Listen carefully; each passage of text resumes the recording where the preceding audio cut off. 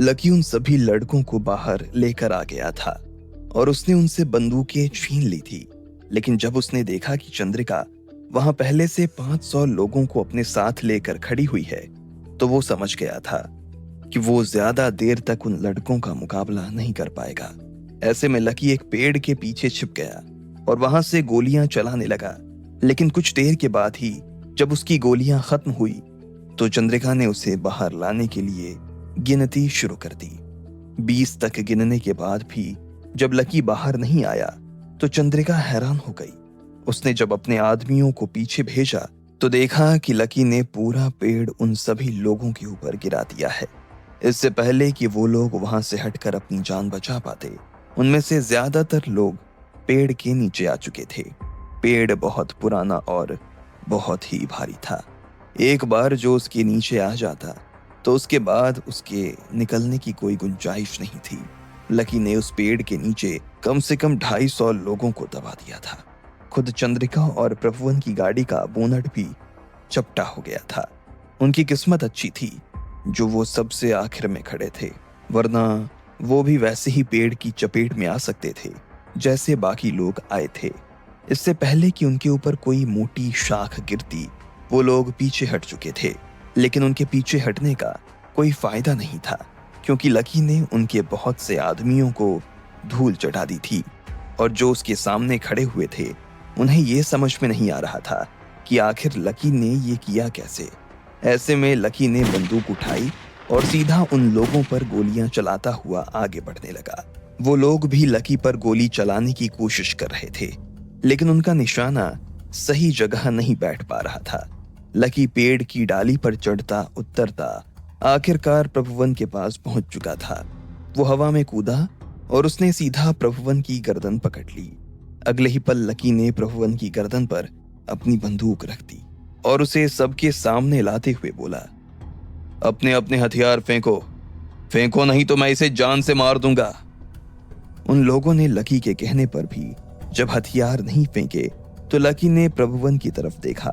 वो बुरी तरह से घबरा रहा था और घबराते हुए ही उसने अपने लोगों से कहा, फेंक दो, अपने हथियार फेंक दो।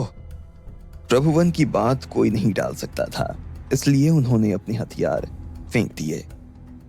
जय, सुहासनी, लकी ने उन दोनों को आवाज लगाई। वो दोनों तुरंत कॉटेज से बाहर आ गए। इन सारे हथियारों को हमारे स्टोर रूम में रख दो, आगे काम आएंगे, लकी ने कहा। जय और सुहासनी ने एक के बाद एक उन सभी बंदूकों को उठाना शुरू कर दिया और उन्हें अपने साथ अंदर ले जाने लगे। इधर लकी ने प्रभुवन की गर्दन पकड़ी हुई थी। इतने में उसने चंद्रिका की तरफ देखा और कहा, अपने आदमियों को बोल कि ये पेड़ यहां से हटवाएं, सुबह मेरे पेशेंट्स यहां आने वाले हैं। चंद्रिका का गुस्सा अभी भी उसकी आंखों में नजर आ रहा था। साथ ही उसे देखकर ऐसा लग रहा था कि लकी ने जो किया उस पर उसे विश्वास ही नहीं हो रहा था। सुना नहीं मैंने क्या कहा? ये पेड़ साफ करवा वरना मैं तेरे भाई को साफ कर दूंगा। चंद्रिका ने अपने गले में अटके थूक को निकला और अपने आदमियों से बोली, देख क्या रहे हो, पेड़ को साफ करो। उन लोगों के हाथ में जो भी हथियार, जो भी औजार लगा, उससे उन्होंने पेड़ को हटाना शुरू कर दिया। कोई पेड़ की शाखें काटकर उसका ढेर बना रहा था, तो कोई पेड़ का तना काटकर उसे एक कोने में रख रहा था। आखिर में जब शाखें और तने दोनों सिमट गए तो उन लोगों ने झाड़ू लगाकर वहां पर बिखरी हुई पेड़ की पत्तियां भी साफ कर दी। आखिर में लकी ने उनमें से एक आदमी को इशारा किया और उसने पेड़ का एक ठूंठ लाकर मैदान के बीच में रख दिया। लकी प्रभुवन को अपने साथ ले गया और उस ठूंठ पर बैठ गया। उसने प्रभुवन को अपने घुटने के पास बैठा रखा था। उसने आखिर में चंद्रिका की आंखों में देखा और बोला, अब बता क्या करना है? छोड़ दो मेरे भाई को, चंद्रिका ने घबराते हुए कहा। इतनी जल्दी कैसे छोड़ दूं तेरे भाई को मैं? अभी तो तू इतनी बड़ी बड़ी बातें कर रही थी, मैं ये कर दूंगी, मैं वो कर दूंगी। अब बताना क्या करेगी? तेरा मुख्यमंत्री बनने का सपना तो सपना ही रह जाएगा। जब बिहार के लोगों को पता चलेगा कि हेमराज शंकर की बेटी लकी अग्रवाल को मारने के लिए 500 लोग लेकर आई थी, लेकिन वो लोग लकी के शरीर पर 5 खरोंच तक नहीं दे पाए तो कैसा लगेगा उन्हें? वो तो हंसते हंसते पागल ही हो जाएंगे। बोलेंगे कि जो लड़की एक आदमी को नहीं संभाल सकी वो पूरे कॉलेज और कल को पूरे प्रदेश को क्या संभालेगी? लकी ने कहा। चंद्रिका के पास इस बात का कोई जवाब नहीं था। उसे समझ में नहीं आ रहा था कि वो लकी से क्या कहे कि वो मान जाए। इधर प्रभुवन भी उसके पैरों में गिरा घबरा रहा था। उसने अपनी तरह से लकी को मनाने की कोशिश करते हुए कहा, लकी भाई, अब प्लीज मुझे छोड़ दो। मैं अपनी बहन की बातों में आ गया और आपके साथ ये सब कर बैठा। कसम से आपके साथ मेरा ऐसा कुछ भी करने का इरादा नहीं था। आप बोलोगे तो अगले इलेक्शन में मैं आपको पटना से टिकट दिलवाऊंगा और आप कहोगे तो मैं आपको हमारी सरकार में मंत्री भी बनवा दूंगा। प्लीज मुझे छोड़ दो लकी भाई। अबे साले, किसने कहा कि मैंने तुझे इसलिए पकड़ा है ताकि तू मुझे टिकट दिलवाए या मुझे अपनी सरकार में मंत्री बनवाए? तुझे मुझे मंत्री बनाने की जरूरत नहीं है। मैं तेरे जैसे लोगों को मंत्री संतरी बनाता हूँ।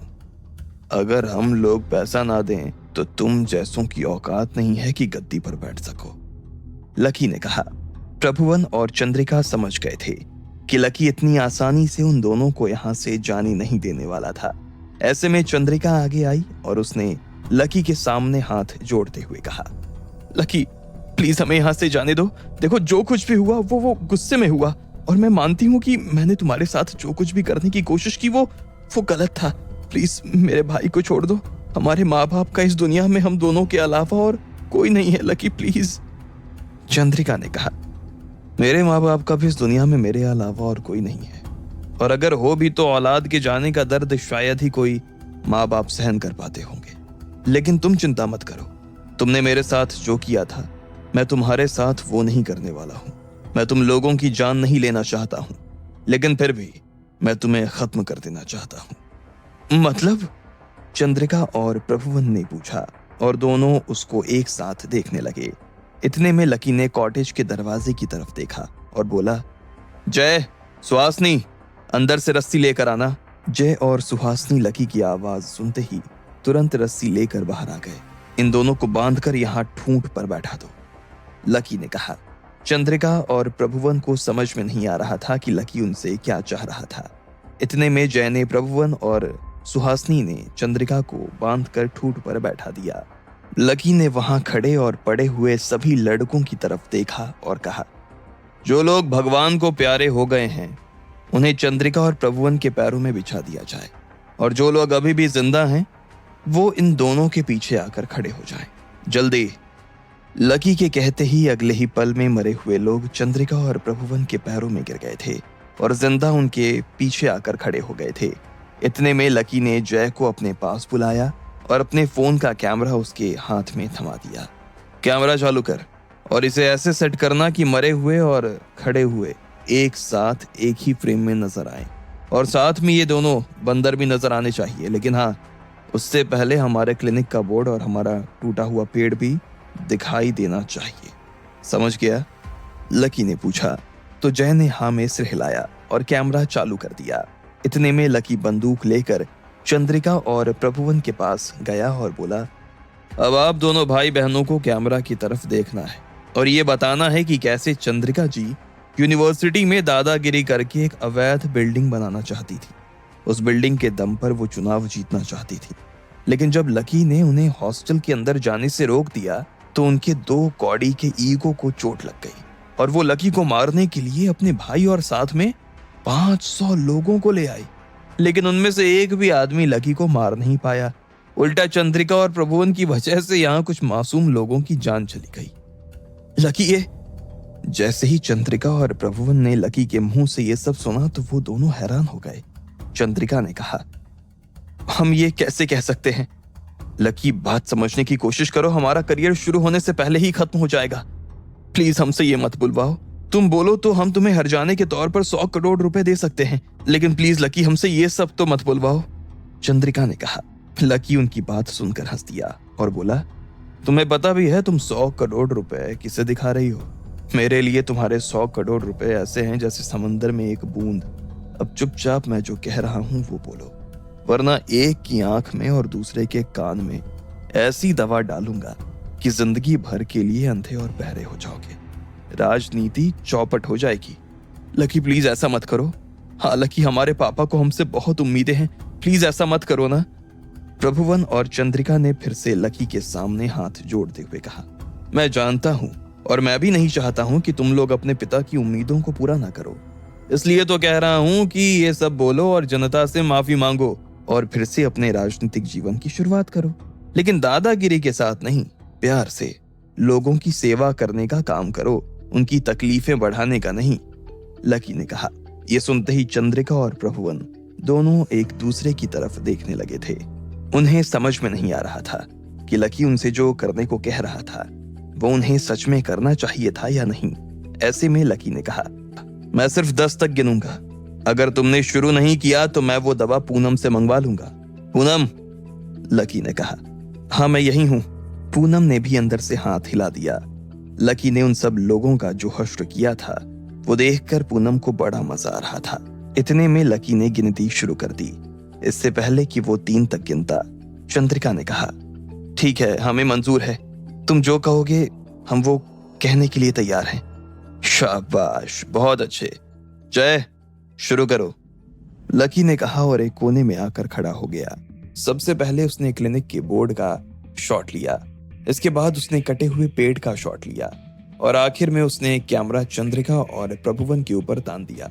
इतने में लकी ने उन दोनों को इशारा किया तो उन दोनों ने अपनी तरफ से वो सब कहना शुरू कर दिया जो लकी ने उन्हें बताया था। साथ में उन्होंने वो भी बताना शुरू कर दिया कि कैसे वो लोग लकी को मारकर उसकी मौत का इस्तेमाल आने वाले चुनाव में लोगों के बीच डर का माहौल पैदा करने के लिए करने वाले थे। लकी ने जब ये सुना तो वो हैरान हो गया। चंद्रिका का तरीका उसे भले ही गलत लग रहा था, पर फिर भी उसने जो चाल सोची थी वो कमाल की थी। अगर वो उस चाल में कामयाब हो जाती तो उसे चुनाव जीतने से कोई नहीं रोक सकता था। आखिर में उन दोनों ने अपनी बात खत्म की तो लकी जय के पास आया और बोला, वीडियो दिखा। जय ने लकी को वीडियो दिखाया। उसमें आवाज भी अच्छे से आ रही थी और चेहरा भी साफ दिखाई दे रहा था। बहुत बढ़िया, अभी इसे सारे मीडिया हाउसेस को भेजता हूं। नहीं लकी, प्लीज ऐसा। चंद्रिका ने फिर से लकी को रोकने की कोशिश की। चंद्रिका, इतनी छोटी सी बात से इतना घबरा रही हो? राजनीति में तो नेता के कपड़ों पर कीचड़ उछलता रहता है, लेकिन सच्चा नेता वही है जो इस कीचड़ को साफ करे। और ये भी तभी साफ हो सकता है ना जब आप अपने लोगों के लिए काम करो। तुम भी अपने लोगों के लिए काम करो और इस कीचड़ को साफ कर लो, लकी ने मुस्कुराते हुए कहा और फिर वीडियो इधर उधर शेयर करना शुरू कर दिया। जैसे जैसे वो वीडियो शेयर करता जा रहा था वैसे वैसे सुबह होती जा रही थी। लगभग आधे घंटे में उसका ये वीडियो पूरे बिहार में फैल चुका था। चलो अब तुम जा सकते हो, लकी ने कहा और चंद्रिका और प्रभुवन की रस्सी को खोल दिया। प्रभुवन भले ही लकी को गुस्से भरी नजरों से देख रहा था, लेकिन चंद्रिका का लकी को देखने का तरीका बदल गया था। उसे ऐसा लग रहा था कि लकी से बहुत कुछ वो सीख सकती थी। अब आगे क्या होने वाला था?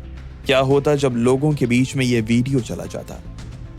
अब अपने बच्चों को बचाने के लिए क्या करने वाला था हेमराज शंकर? आपको क्या लगता है, क्या होंगे इन सभी सवालों के जवाब? कमेंट बॉक्स में कमेंट करके हमें जरूर बताएं और सभी सवालों के जवाब को जानने के लिए सुनते रहिए इंस्टा मिलियनियर सिर्फ पॉकेट एफएम पर।